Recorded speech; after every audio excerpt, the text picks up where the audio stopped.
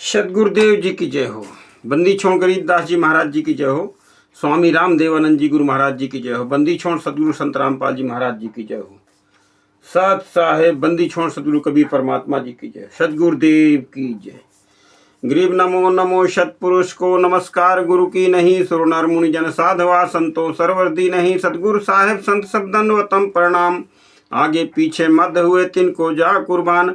नराकार निर्विषयम काल जाल भय भंजनम निर्लेपम निर्गुण अकल अनुवेशुन धुरम सोहम सुरति समाप्तम सकल समाना निरतलय उजल हिरंबर हरदमम बेपरवा यथा वार पार नहीं मध्यतम गरीब जो सुमर सिद्ध होई गणनायक गलताना करो अनुग्रह सोई पारस पद परवाना। आदि गणेश मनाऊं गणनायक देवन देवा चरण कमल लो ल्याऊं आदि अंत करु सेवा। परम शक्ति संगीतम रिद्धि सिद्धि दाता सोई अभिगत गुण है अतीतम सत्य पुरुष निर्मोही। जगदम्बा जगदीशम मंगल रूप मुरारी तन मन अर्पू शीसम भक्ति मुक्ति भंडारी। सुर नर मुनि जन ध्यावै ब्रह्मा विष्णु महेशा शेष सहस मुख गावै पूजा आदि गणेशा। इंद्र कुबेर शरीखा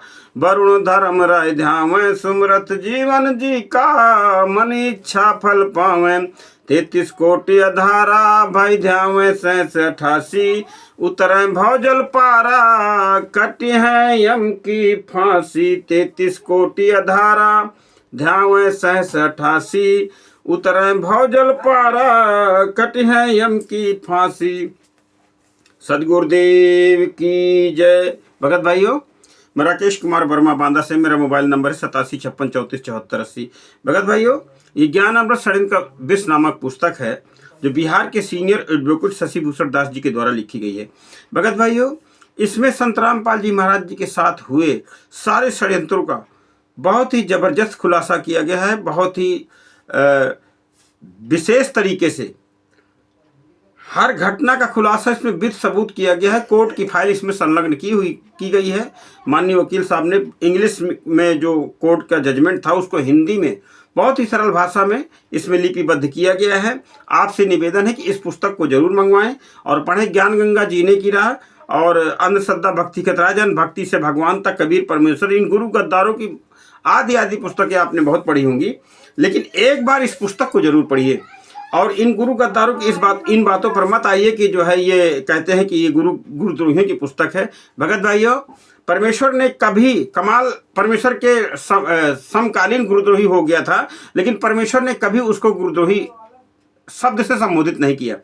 सत्संग के माध्यम से इशारा जरूर किया है कि अपने गुरु के वचनों पर, अपने गुरु के मुख कमल से बोले गए वचनों और ज्ञान को आधार बना करके साधक को अपनी भक्ति मार्ग को सफल करना चाहिए। किसी अन्य की बातों पर भरोसा नहीं करना चाहिए, क्योंकि सदगुरुदेव जी ने इस बात के माध्यम से भी हमको समझाया है कि मान लीजिए इस सदगुरुदेव जी ने अपने को छिपाते हुए बताया कि इस दास से ज्ञान प्राप्त करके कल को कोई ये तीनों मंत्र प्राप्त करके और मनमुखी गुरु बन के तीनों मंत्र दान देने लग जाए तो उससे आपको नाम लेने से कोई फायदा नहीं होगा और आपकी भक्ति का नाश हो जाएगा। ठीक उसी प्रकार भगत भाइयों, परमात्मा का नाम दीक्षा देते हुए चोरी से डीवीडी को रिकॉर्ड करना और चोरी किया हुआ ये नाम है जो ये नामदान टीवी से द्वारा जगह जगह नामदान सेंटर खोल के चला कर रहे हैं, ये सदगुरुदेव जी के आदेशानुसार नहीं है। इसी वजह से देखिए, देवीलाल मंदसौर के अंदर जिला कोऑर्डिनेटर था देवीलाल, उसका वीडियो भी है। उसको सत्संग के दौरान गोली मार दी गई और वो मर गया। बैतूल मध्य प्रदेश की बात है। तो देवीलाल जिला कोऑर्डिनेटर को वहां पर गोली मार दी गई, क्योंकि जो भी मंत्र हमको मिला हुआ है वो सदगुरुदेव जी से के डायरेक्ट न मिलने के कारण ये मंत्र जो है काम नहीं कर रहे, क्योंकि सदगुरुदेव जी के आश्रम में बरवाला कांड के अंदर 5 महिला एक बच्चे की हत्या हो गई और इन्हीं मंत्रों का जाप कर रहे थे। और ये गुरु गद्दार वहां अंदर क्या कह रहे थे कि आज जो बरवाला कांड के अंदर है, जो इस घटना को जिनमें शामिल है, यानी कहते थे कि चलो आशीष देने का सब, शीश दिए जो गुरु मिले तो भी सस्ता जान। परमेश्वर ने हमको ज्ञान के माध्यम से समझाया है कि शीश सौंपने का मतलब है समर्पण करना, ना कि गर्दन अलग करके उसको चढ़ा देना, चढ़ाना ना, समर्पण करना। हठ योग, और उससे तो परमात्मा ने हमको दूर भगाया है कि कठोर तप नहीं करना है, हठ योग नहीं करना, शारीरिक कष्ट दे करके कोई भी हम साधना करते हैं वो व्यर्थ है। परमेश्वर ने आगम हमको बता रखा है। तो फिर ये गुरु, इन गुरु गद्दारों ने हमको आश्रम के अंदर वहाँ बताते रहे कि जो कोई आज इस आश्रम के अंदर इस बरवाला कांड की घटना में जो शामिल है, ये ईंटा लाठी डंडे जो भी कुछ कर, सबको सार नाम सवेरे गुरु जी दे देंगे। ये आश्रम के अंदर ये लोग माइक से अनाउंस कर रहे थे, तब वहाँ सार नाम के लालच में किसी ने ईंटा उठा लिया, किसी ने पत्थर, किसी ने आदि करके, और 5 महिला एक बच्चे की इन गुरु गद्दारों ने डंडे से पीट पटकर कमरे के अंदर हत्या कर दी। वो आपको मालूम है, क्योंकि बहुत आंदोलनकारी भगत भाई बहन वीडियो बना के डाल रहे हैं। तो कहने का भाव है कि हमें सदगुरुदेव जी के, हमें अगर इस काल भगवान के मकड़ जाल से बंधन से कोई छुड़वा सकता है तो वो सदगुरुदेव जी का ज्ञान है। सदगुरुदेव जी जब दीक्षा देते हैं तो शिष्य से 3 चीज ले लेते हैं। हम आरती में कहते हैं ना, पहले जब कहते हैं तन मन धन सब तेरा क्या लागे मेरा, तेरा तुझको अर्पण क्या लागे मेरा, तन मन धन सब तेरा, तेरा तुझको अर्पण क्या लागे मेरा। तो सदगुरुदेव जी, तन मन धन सदगुरुदेव जी को बैनामा नहीं कर देना है। जब दीक्षा लेते हैं तब सदगुरुदेव जी कहते हैं कि तन मन धन सदगुरुदेव जी को अर्पण करना है, मान के चलना है कि ये सदगुरुदेव जी का है। ना भी माने तो भी परमात्मा का है। सदगुरु मीन्स परमात्मा। परमेश्वर ने ज्ञान के माध्यम से हमको बताया है कि सदगुरु परमात्मा का प्रतिनिधि होता है, लेकिन शिष्य को मानना पड़ेगा कि सदगुरु परमात्मा। अगर हम इस भक्ति मार्ग में सफल होना चाहते हैं तो हमें मानना पड़ेगा कि सदगुरु परमात्मा है, नहीं तो हम सफल नहीं हो। जैसे सदगुरुदेव जी ने बताया था कि गणित के अंदर एक प्रश्न आता है कि मान लीजिए मूलधन इतना, करोड़ों के मूलधन को, अरबों के मूलधन को, अगर हम उसका मान नहीं करते हैं कि मान लीजिए मूलधन 100 रुपए, तो वो प्रश्न हमारा हल नहीं होगा। ठीक इसी प्रकार से हमको परमात्मा ने बताया है कि सदगुरुदेव जी को परमात्मा, शिष्य को मान करके चलना है, तभी हम इस भक्ति मार्ग में सफल हो पाएंगे। लेकिन इस बात का, इस परमेश्वर ने कहा था कि अपने सदगुरु पर ब्लाइंड फेथ करना चाहिए। इस बात का फायदा ये गुरु गद्दार राष्ट्रीय समाज सेवा समिति के गुंडे, फर्जी नामदान संचालक और फर्जी कोऑर्डिनेटर उठा ले गए। ये पुस्तक जो यथार्थ भक्ति बोध पुस्तक को इन्होंने देर से भक्त समाज के अंदर जानबूझ करके इसको छिपाए रखा। बरवाला कांड के बाद इसको भक्तों में वितरित किया, ये पुस्तक यथार्थ भक्ति बोध, क्योंकि ये नित्य नियम, रामायणी और संध्या आरती का सरलार्थ है। इसमें बेहद मर्यादित और मतलब भक्त को बिल्कुल जो है आधीनी और भक्त को बिल्कुल समर्पित होकर के भक्ति करना है, तभी सफल होगा। तो ये इन सब पुस्तकों का सहारा लेकर के इन लोगों ने हमको अपने मकड़ जाल में इस तरीके जकड़ लिया कि आज आंदोलनकारियों के द्वारा माननीय परमात्मा की दया से ज्ञान अमृत सड़न के विषय में सारे सबूत लगा करके परमेश्वर ने जगह जगह ये आंदोलनकारियों के भाई को माने वीडियो के माध्यम से ये पुस्तक प्रचार की जा रही है। लेकिन जो गुरु गद्दारों के इस मकड़ जाल में फंसा हुआ भगत है वो जरा भी विचार नहीं कर रहा है। ये पुस्तक है गीता की आड़ में, गीता जयंती की आड़ में गीता का अपमान, बेहद उत्कृष्ट भावनाओं को भड़काने वाले शब्द लिख करके भक्तों से प्रचार करवाते थे ताकि कुछ और केस गुरु जी पर लग जाए। भगत भाइयों, आप सबसे निवेदन है कि ज्ञान ही हमको बचाएगा और ज्ञान को हम अंतिम सांस तक सहारा मानेंगे, क्योंकि परमेश्वर ने बताया शब्द गुरु चिच्चेला रे। और ज्ञान का सहारा लेकर के जो भी भक्त आत्मा अपने भक्ति मार्ग को प्रशस्त करेगी वो कभी धोखा नहीं खाएगी। क्योंकि जब हम शरीर छोड़ेंगे तो हमारे साथ केवल पाप और पुण्य और सदगुरुदेव जी के द्वारा दिया गया ज्ञान है। वहाँ पर आपके पास फ़ोन व्यवस्था नहीं होगी कि आप कोऑर्डिनेटर से जो बार बार पूछते हैं मेरा फलाना काम है, मेरी जो हानि हो गई, क्या वो वहाँ से कहता है हरामजादा वो पाठ करवा लो, ज्योति बुलवा दो। हैं, और क्या कहेगा? इस आप ही के दिए दान से यह लोग फल फूल रहे हैं और सदगुरुदेव जी के लिए नित्य नई मुसीबत खड़ी कर रहे हैं, आपके द्वारा दिए गए दान को। यानी गुरुदेव सदगुरुदेव जी के खिलाफ मैनेजमेंट सदगुरुदेव जी के खिलाफ कार्य करता है, लेकिन अगर कोर्ट में देखा जाए तो कोर्ट में गुरु जी के शिष्य ही गुरु जी के खिलाफ खड़े। ऐसा षड्यंत्र इन्होंने रच करके हमें फंसा लिया है, सदगुरुदेव जी को जो है, और भक्तों को और गुरु जी को, गुरु जी के ही भक्तों को, शिष्यों को फंसा करके रखा है, उनसे उल्टे सीधे बयान कोर्ट में दिलवा करके। वो आपको इस पुस्तक के माध्यम से मालूम चल जाएगा। तो भगत भाइयों, सदगुरुदेव जी के द्वारा दिए जा रहे ज्ञान को हम आधार बना करके अपनी भक्ति मार्ग को आगे प्रस्तुत करेंगे, ताकि काल रूपी दीमक हमारे मार्ग में कोई सेंध न बना पाए। भगत भाइयों, आइए एक प्रसंग की ओर चलते हैं, क्योंकि आत्मा, परमेश्वर ने बताया कि जब से ये परमात्मा से अलग हुई है, ये अपने परमात्मा की खोज कर रही है, अपने उस सुख की खोज कर रही है जिसको ये छोड़ कर आई है। जैसे परमेश्वर ने बताया था कि जिस सुख की खोज आप कर रहे हो वो यहां नहीं है, और जब से हम परमात्मा से जुड़े हैं तब तक आज तक खोज ही कर रहे हैं किसी न किसी माध्यम से। और जब हमको सतगुरु मिलता है तो वहां भी काल दाव लगाता है, क्योंकि काल का तो अनुबंध है ना कि जो आपकी बात स्वीकार करे वो आपका, जो आपकी ना स्वीकार करे वो मेरा, जो मेरी स्वीकार करे वो मेरा। ठीक इसी प्रकार एक महापुरुष सत्संग कर रहे थे और एक डाकू था।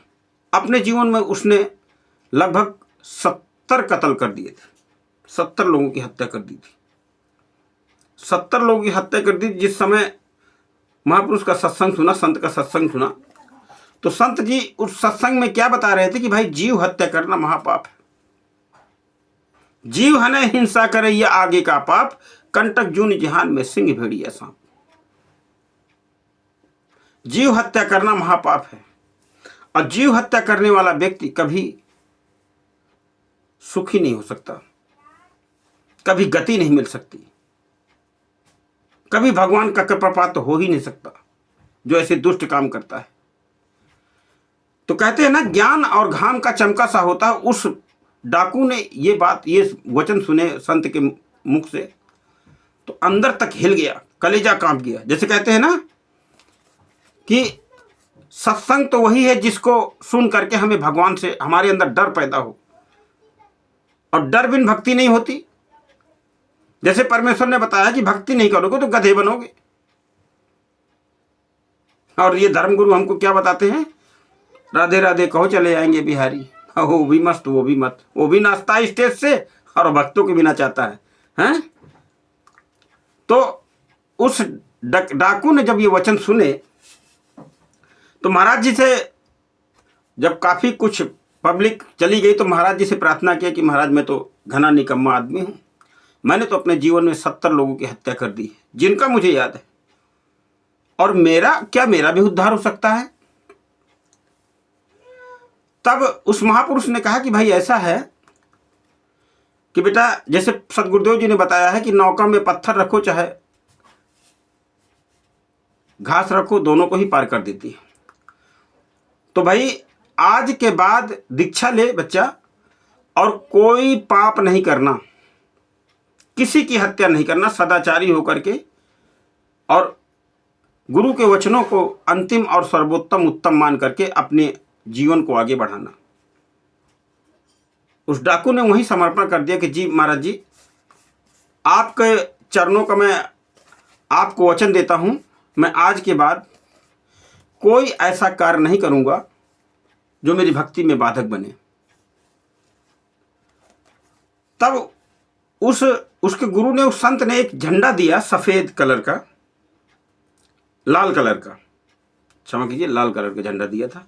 उसमें डंडा लगा के उस झंडे को दिया, कहे क्योंकि वो घना श्रद्धालु भोला था। उसने कहा कि सदगुरुदेव गुरु जी मुझको ये बताइए कि मुझको पता कैसे चलेगा कि मेरे पाप कट चुके हैं, क्योंकि 70 कत्ल करने के बाद वो तो सोचता था कि मैं तो घना पापी हूं, मेरे पाप कट ही नहीं सकते। तब सदगुरुदेव जी ने एक लाल कलर का झंडा दिया और उसमें डंडा लगा के बोले इस डंडे को लेकर, इस झंडे को लिए रहना, और जब ये झंडा सफेद हो जाए तो समझ लेना तुम्हारे पाप कट गए। बड़ा खुश हुआ कि जय हो सदगुरुदेव जी, आपने तो बड़ा सरल उपाय बताया, और झंडे को लेकर के निकल पड़ा। जा रहा था, उस समय ज़्यादा इस तरह के रास्ते नहीं हुआ करते थे, न साधन वाधन ज़्यादा हुआ करते थे, जंगलों रास्ते हुआ करते थे। तो जंगलों से गुजर रहा था, देखा कि एक लड़की को 5-6 लोग किडनैप करके लिए जा रहे हैं। बुरी तरह लड़की चिल्ला रही है, बचाओ बचाओ बचाओ।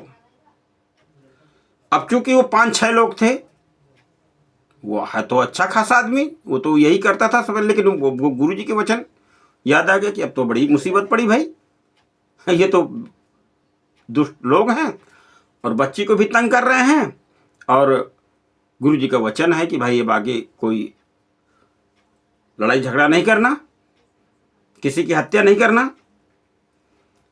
अब क्योंकि उसके अंदर साधुता आ चुकी थी, समर्पण कर चुका था, अब साधुता आने के कारण वहां से वो जा भी नहीं पा रहा था, क्योंकि उस लड़की की करुणा में आवाज उसको लगातार खींच रही थी। एंड द लास्ट उसने निर्णय किया कि चलो भाई 70 तो मैं कर चुका हूं और 5 और सही। मारने में बड़ा एक्सपर्ट था, तो झंडा को उठाकर निकाल के वहीं रख दिया, और डंडा अच्छा मजबूत था, वहीं से उन जुट पड़ा 5 पर, और 5 को निपटा दिया, उस बेटी को बचाया उन दुष्टों के हाथ से। और ज्यों ही झंडा उठाने लगा तो देखा तो झंडा सफेद हो गया था। डंडे में लगाया और तुरंत फिर वापस पुनः बेटी को तो उसके जहां भी की थी उसको वहां पहुंचा दिया सुरक्षित स्थान पे, और पुनः उस संत के पास आया कि महाराज जी ये तो कमाल हो गया, आपने तो कहा था कोई हत्या नहीं करना, कोई पाप नहीं करना, और जब समझ जाना जब झंडा सफेद हो जाए तो आपके पाप कट गए। तब गुरुजी ने कहा कि भाई देख, तूने 70 हत्याएं की पाप के लिए, लेकिन तूने 5 हत्याएं की कि भाई कैसे सफेद हुआ। गुरुजी ने पूछा कि भाई कैसे सफेद हुआ, सारा वृतांत कह सुनाया कि भाई 70 में लाल हुआ, 75 में सफेद हो गई। तब गुरुजी ने कहा कि भाई तूने 5 हत्या एक बेटी को बचाने के लिए किया, पुण्य कर्म में वो 5 हत्याएं तेरे 70 पर भारी पड़ी, क्योंकि वो पुण्य के लिए तूने किया। अब इसका ये मतलब नहीं है कि आप, लेकिन वो वहां पर उसको इस बात का सेंटेंस मतलब भक्ति मार्ग को प्रशस्त करने के लिए परमात्मा कहते नहीं, गोता मारू स्वर्ग से जा पाए ठू पाताल, अगरीब दास ढूंढता फिर अपने हीरे माणिक लाल। तो भगत भाइयों, हमें परमात्मा के भक्ति मार्ग पर केवल ज्ञान का सहारा लेकर के हमें भक्ति मार्ग को आगे बढ़ाना है। तो आप इन राष्ट्रीय समाज सेवा समिति और फर्जी नामदान संचालकों के चुंगल से बाहर निकलो, ज्ञान अमृत सरित का 20 नामक पुस्तक पढ़ो और गुरु जी के ज्ञान को गहराई से समझो, तभी हम इस सद्भक्ति मार्ग में सफल होंगे, नहीं तो नहीं सफल होंगे। परमेश्वर तन मन धन सदगुरु को अर्पण करना है, लेकिन सेवा सुमिरन सत्संग गुरु जी हमको देते हैं। सेवा सुमिरन सत्संग, सुमिरन सही नाम हो, गुरु के द्वारा मिला हो। इन गुरु गद्दारों के द्वारा ही फर्जी नामदान सेंटरों में नाम लेने से कोई फायदा नहीं, कोई भी फायदा, कोई रत्ती भी फायदा नहीं है। जितने इंटरव्यू दिखाते हैं सारे फर्जी हैं, सारे फर्जी इंटरव्यू दिखाते हैं। ये खुद ही मुसलमान बनेंगे, खुद ही सिख बनेंगे, खुद ही ईसाई बनेंगे, और ऐसा बनापन प्रलोभन वाला वीडियो डाल करके भ्रमित कर रहे हैं। क्योंकि आंदोलनकारियों के वीडियो से इनकी दिन रात पोल खुल रही, हर दिन कोई ना कोई खुलासा इनके साथ हो रहा है। कतर का नामदान सेंटर बंद हो गया, और भी कई जगह के बंद होने के कगार पर हैं। कई जगह इनके प्रोग्राम भी फेल हो गए, क्योंकि जनता जाग रही है। जनता जाग रही, भगत मूर्ख हैं, भगत भी जाग रहे हैं, लेकिन डरवश, दबावश ये सोचते कि 10 साल हम इनके, अब हम कहाँ जाएं। तो भगत भैया जाना तो पड़ेगा ही, अपने धन को बचाइए, नहीं तो जो बचा है वो भी लूट लेंगे ये लोग। और फिर परमेश्वर ने कहा ना कि आजा बंदे शरण राम की, नहीं पीछे पछताएगा। आजा बंदे शरण राम की, और ना पीछे पछताएगा। आप समझते हैं हम सदगुरु शरण, हम दिव्य धर्म यज्ञ करने वहां पर सदगुरु शरण। सदगुरु तो आपका जेल में बैठा है ना, सदगुरु को तो आपने डबल उम्र कैद करवा दिया ना। आपका मतलब है कि हम आप ने करवा दिया, क्योंकि आप जब इस पुस्तक को पढ़ेंगे ना तो आपको पता चलेगा कि हम लोगों ने क्या भूमिका निभाई, जिस वजह से गुरु जी के ऊपर केस लगा कोर्ट की अवमानना का। कोर्ट की अवमानना हम लोगों के द्वारा करवाई गई। हम लोग जो वहां पर चले गए इन गुरु गद्दारों के कहने पर, हिसार के अंदर, रोहतक के अंदर लॉ एंड ऑर्डर को चुनौती दिया।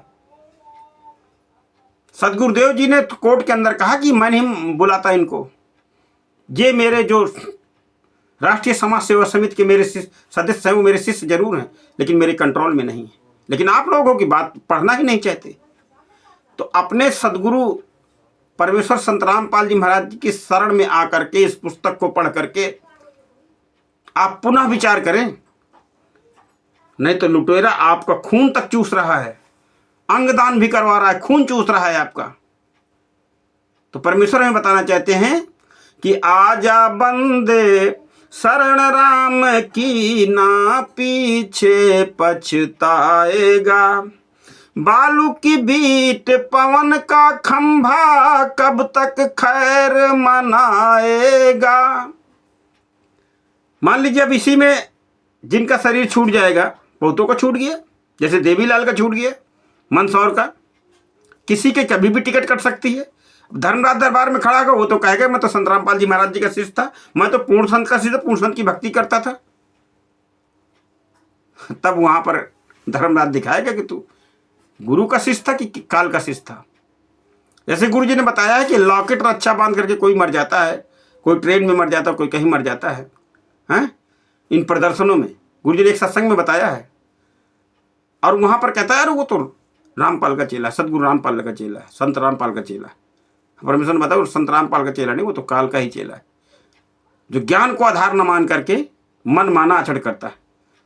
तो ज्ञान को आधार जो नहीं मानेगा और इन मनमुखी गुरु गद्दारों के आदेशों का पालन करेगा, वो तो फिर वो तो उसको तो काल ही पकड़ेगा, क्योंकि ज्ञान से निर्णय हो रहा है ना। यहाँ कहे कबीर सोई जन मेरा, जो सत्य असत्य का करे निवेरा, नीर खीर का करे निवेरा।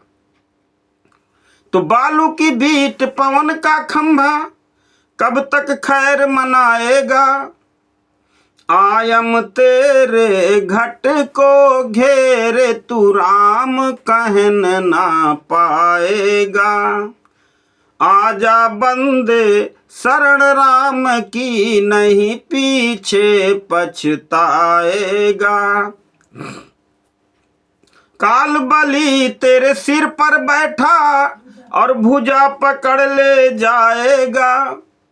अब हमने दीक्षा ले लिया, गुरु जी ने हमको नित्य नियम में रोज पढ़ाते हैं, जब भी सतनाम हृदय धरो भयो पाप को नाश, और जैसे चिंगारी अग्नि की पड़ी पुराने घास। अब भगत समाज समझ ले कि हमको तो सतनाम मिल गया, हमारा पाप का नाश हो गया। ना, नाश नहीं हुआ। इस भूल में मत रहना कि इस विवाणी परमेश्वर बोल रहे हैं कि जब ही सतनाम हृदय धरो भयो पाप को नाश। पहली बात तो नाम ही आपका फर्जी है। नाम तो परमेश्वर के मुख कमल से मिले, वही असली मंत्र है, वही। फिर वो पूरी मर्यादा से हम उसका जाप करें तो भी धीरे धीरे आप परमेश्वर बताना चाहते हैं कि फिर नाश होगा जब आप मर्यादा में रहकर के भक्ति करोगे। नाश हो जाएगा, इसमें कोई शक नहीं, लेकिन तुरंत नाश होगा, क्योंकि परमेश्वर ने बताया था ना कि शब्द सैन सदगुरु की पहचानी पाया अटल सुहाग रे। परमात्मा के मुख कमल से बोले गए सत्संगों के कोड वर्ड को जो भक्तात्मा समझ लेती है, वही काल जाल से निकल पाती है। नहीं तो शिकारी आएगा, दाना डालेगा, हम दाना नहीं खाएंगे तो हम नहीं फंसेंगे। और यही गाना गाते गाते वो सारे फंस गए। फिर गुरुजी ने पूछा कि अरे ये तो वही नाम जाप कर रहे थे, फिर काहे फंस गए। सत्संग के माध्यम से बताया है। तो काल बलि तेरे सिर पे बैठा और भुजा पकड़ ले जाएगा, मात पिता तेरा कुटुंब कबीला सारा खड़ा लखाएगा, कि भाई आजा बंदे शरण राम की, नहीं पीछे पछताएगा। धर्मराज तेरा लेखा मांगे, तू वहां क्या बात बनाएगा। धर्मराज जब कहेगा भैया गुरुजी को जेल में बैठा के तू यहाँ आ गया, सतलोक जाने के लिए तैयार बैठा है, गुरु कहाँ तेरा है। और गुरुजी ने यह भी कहा था कि काल भी गुरु को रूप बना लेता है। अब सत्संगों में तो यहां तक इन गुरु गद्दारों ने हद कर दी है कि सत्संगों में गुरुजी की नकली आवाज मिलावट कर दी है। आप गौर से सुनिए, कुछ सत्संग गुरुजी की नकली आवाज के आ चुके हैं। मैं लिख करके देता हूं, एक मैंने लिख करके दिया गुरुजी की आवाज नहीं है, तो एक वहां से भेजता है कि भाई क्यों कैसे आवाज नहीं है। तो मैंने असली सत्संग का जो है बाइट जब उसको डाला, आप मिलाइएगा जो गुरु गद्दारों का जो नकली वीडियो आया है जेल से, वो नकली वही आवाज का सत्संग ये लोग मिश्रण करने लगे, ताकि पुरानी चीज सारी ही खत्म कर देना चाहते। कुछ दिन में गुरु जी की ये सारी पुराने सत्संगों की जो असली आवाज के सत्संग है, ओरिजिनल आवाज के, ये सारे खत्म कर देंगे। क्योंकि काल चाहता यही है, काल तो यही चाहता है, काल तो यही तो भ्रमित करके हमको पकड़ता है। तो धर्मराज तेरा लेखा मांगे, तू वहां क्या बात बनाएगा। फिर वहां पर कहेगा मुझे किसी बताया नहीं, मैं तो समझता था गुरु जी का सत्संग है, मैं तो समझता था गुरु जी के बुला रहे हैं हमको वहां पर दिव्य धर्म यज्ञ पर, मैं तो समझता था गुरु जी का आदेश है बीजेपी को वोट देना है, कांग्रेस को वोट देना है। तब आपको ये पुस्तक वहां भी दिखाई जाएगी। और सभी आंदोलनकारियों के वीडियो भी किसी ना किसी का आपने देखा होगा, क्योंकि इंटरनेट इसलिए परमेश्वर ने बनवाया है। और वहां चलाया जाएगा और आपसे पूछा जाएगा कि देख भाई तुम्हारे ही गुरु की बात है और ये भी तुम्हारा ही गुरु भाई है, देख क्या कह रहा है, और तुम लोग इनको क्या कहा करते थे। ये सारा त्रिकुटी के लिए ही सारा ये ताना बाना परमेश्वर बनवा रहे हैं, कोई ना कोई माध्यम बना रहे हैं। परमेश्वर बताते हैं कोई ना कोई माध्यम बनाते हैं वो अपने भक्तात्मा तक सच्चा संदेश पहुंचाने के लिए। वो समझे ना समझे उसके भाग्य पर, उसके संस्कार पर निर्भर करता है। तो धर्मराज तेरा लेखा मांगे, तू वहां क्या बात बनाएगा। अलाल खंभ से बांधा जा, बिन सतगुरु कौन छुटाएगा। लाल खंभ से बांधा जा, बिन सतगुरु कौन छुटाएगा। भाई आजा बंदे शरण राम की, नहीं पीछे पछताएगा। दिया लिया तेरे संग रहेगा, धरा ढका रह जाएगा। दिया लिया तेरे संग रहेगा, धरा ढका रह जाएगा। कहे कबीर सुनो भाई साधो, कहे कबीर सुनो और साधो। तो भगत भाइयों अभी श्वास है, जीवन है, अभी जिसका जितना संस्कार है अभी समझ लीजिए, समझ लीजिए। राष्ट्रीय समाज सेवा समिति के को पूरी दुनिया के सामने संत रामपाल जी महाराज जी ने कहा है कि मेरी नहीं है। वो गुंडे मेरे नहीं थे, मैंने किसी को बंधक नहीं बनाया, मुझको स्वयं बंधक बनाया गया। पूरी दुनिया के सामने संत रामपाल जी महाराज जी ने कहा कि मैं छिपा ना होता तो मुझको ये जान से मार देते। लेकिन चेले हैं तो मानने को तैयार नहीं। चेले कहते गुरुजी लीला कर रहे हैं। पूरी दुनिया के सामने गुरुजी ने कहा मेरे दांत में दर्द है। किसी वकील ने, किसी परिवार वाले ने गुरुजी के इलाज की व्यवस्था नहीं करवाई। एंड द लास्ट गुरुजी को जेल अधीक्षक के माध्यम से पर्ची करना, तब जाकर गुरुजी को, वो भी गुरु गद्दारों के द्वारा ही वो संदीप शर्मा जाकर के वहां पर इलाज किया, और जो जानबूझ करके गलत जबड़ा लगाया ताकि जो है गुरुजी के दांत में घाव हो गया, प्रसव पड़ गया।